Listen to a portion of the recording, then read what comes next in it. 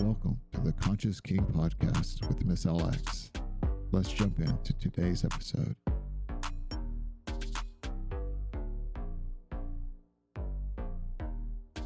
Hello. My name's Sweet. Hello. Sorry, I got nervous. That's okay. There's nothing to be nervous about. Everyone make Sweet laugh immediately. Right now with some gifts. Make her laugh. See, I'll just put the pressure on them, Sweet, not you. Oh, there we go. Excellent. Well done, everyone. I'm laughing. Wonderful. All right, Sweet. So what's going on? I recently got out of a relationship, and he was really helpful, and he really made me grow a lot, and I was just curious in what other ways, I guess, when would I know that I'm ready to move on once the relationship has ended, or other ways to grow? Yeah, absolutely. So I think those are two different questions. So I guess the first one is moving on, and the second one would be growing. So let me ask you, when it comes to growing, what areas do you feel like you would like to continue working on your growth while you are single? Trust. Okay. I just felt like I didn't really trust my partner. Well, I trusted him, but it was kind of in an unhealthy way. What do you mean by that? I was really clingy. Okay. Well, trusting someone and being clingy in my book are two different things. And so to me, I think if we can look at those separately, maybe you were clingy because you were able to trust. And maybe you felt so safe that it allowed you to be what you consider clingy. Now, I'm not sure that I would necessarily classify it that way, considering I don't know anything else about the context, but that word that you chose to use, but that could be it. So you were saying that you're not sure, maybe you had a hard time trusting, or maybe it was just unhealthy trust. Is there anything looking back in this relationship that you kind of were like, I'm questioning that, or that's kind of a red flag, but I'm just gonna trust him anyway? Was there anything like that you can recall that you did or that you thought of? Really, I felt like I became really dependent on him. Okay. So was this a dominant? Yes. Okay. And how long did you know this dominant before you chose to be in a dynamic with them? About a month. Okay. And how long did the dynamic last? A month, because things had to end. Okay. So when you say right now that you want to grow in trust, what makes you feel that you need to grow in trust? I wanted to value his own space, and I felt like because I was so attached, I kind of didn't really let him do that. Okay. So you felt like you were feeling insecure about his commitment to you, so you would get clingy or needy, or kind of not allow him to take space, basically. Yeah. Okay. Well, I would say the thing is, trust takes time. And submission is really, really deep and really intimate, especially if there's a sexual element to it. And so I don't know if your submission had a sexual element to it, but quite often it does. And so if you add in submission and sex when you've only known someone for a month, you are just stripping away all of your self-protection and just totally exposing yourself to someone that potentially hasn't earned your trust. And so I would advise you going forward, Sweet, that the first part of trust is trusting that you're not going to be alone for the rest of your life. And I don't know how old you are, but you don't sound old. And so I think you've got a lot of time on your hands, a lot of time ahead of you. And so I would just say, start there. Trust that you are not going to be alone for the rest of your life. Trust that you will find a compatible partner. And trust your own boundaries and your own desires and your own needs. I would say that's the first thing. Because if someone untrustworthy comes into your life, but you don't have these standards for yourself, you're going to give them your submission, give them your intimacy, give them your sexuality, and they might not be able to handle it. And then you get dependent and attached and clingy and needy, and they haven't actually proven to you that they can hold you and support you and keep you safe. You following me so far? Yes. Okay. It is a precious gift to give someone.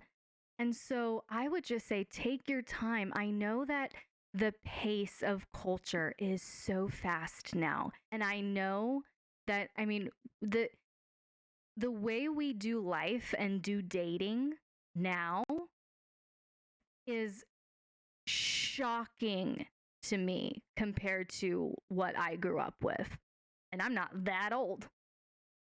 But it's shocking how much deterioration has happened in relationships and in social connecting skills and communication skills.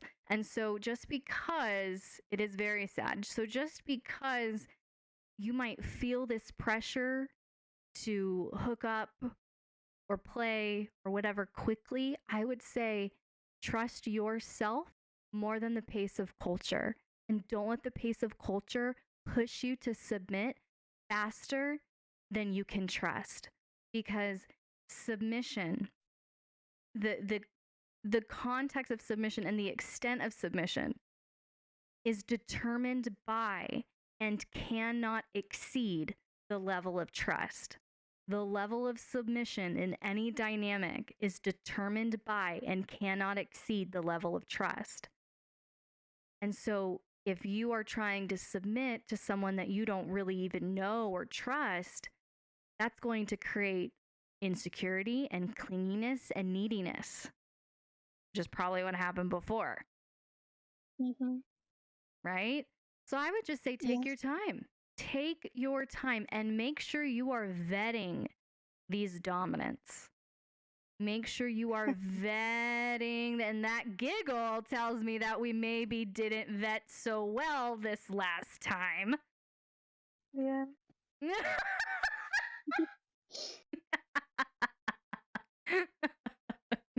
Well, thank you, Miss Ellie. Well, so that's the first thing I would say when it comes to moving on. Because that was another part of your question. It was such an innocent moment, but it was so cute. So the second part of your question, sweet, was how do I move on? And I would say that you're going to have to grieve.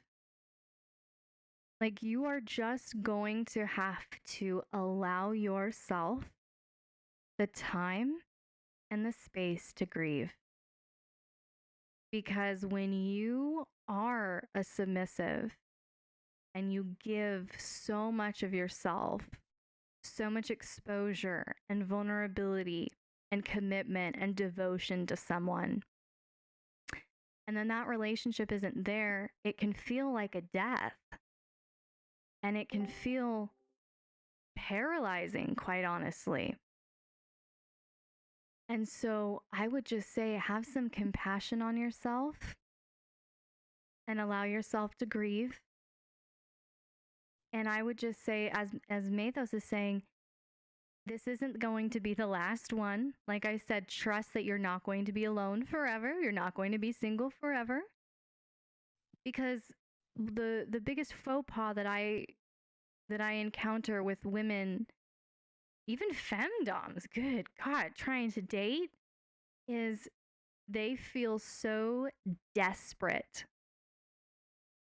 to get a dom or get a sub because it's this, well, I'm running out of time, I'm running out of time, I'm running out of time, I'm running out of time. And it's like every day that goes by past the age of 20, they freak the fuck out. You have time. You're not going to be alone forever. You're not going to be single forever. And there is going to be someone for you down the road. And the best way that you're going to find that person is by being true to yourself, true with your desires, your needs, your boundaries. And then you just take the time to vet effectively and watch for patterns so that you can trust someone. Patterns don't lie. So you need to just take the time to be able to look at patterns and to trust someone's character so that you're not constantly questioning, well, they just got done playing with me. Are they out playing with someone else now? Because that'll make you crazy submissive.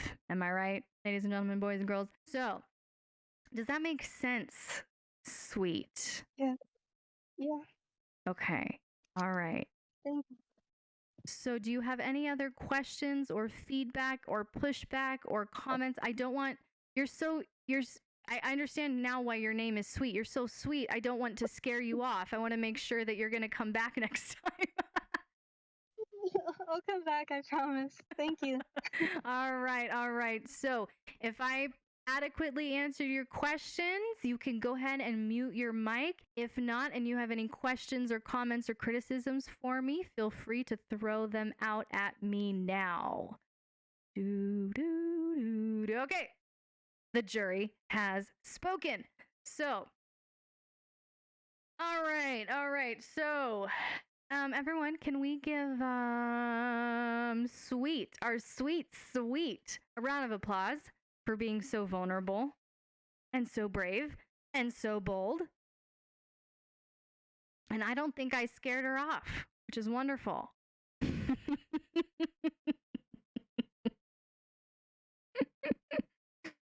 Did I agree with Moraphin? Aww. Mathos, I'll take it. I will take it. Especially from drunken Mathos. I will especially take it. All right. But you aren't Frank? All right. Mommy Cass is getting her drink on tonight. And speaking of Mommy Cass, isn't Mommy Cass the third on our list? You have so many gifts going on. I have to scroll back quickly. Mommy Cass, were you the third on my list? Yes. Yes. Okay. What?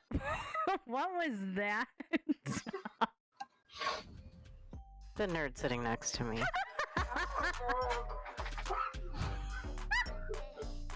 Catch the rest of this conversation in the next episode.